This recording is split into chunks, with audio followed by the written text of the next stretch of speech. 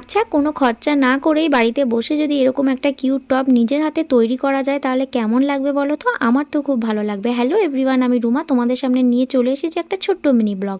এই যে দেখতে পাচ্ছ, এটা কিন্তু একটা চায়ের ভাঁড়। এটাকে কিন্তু আমি এখন টবে পরিণত করব।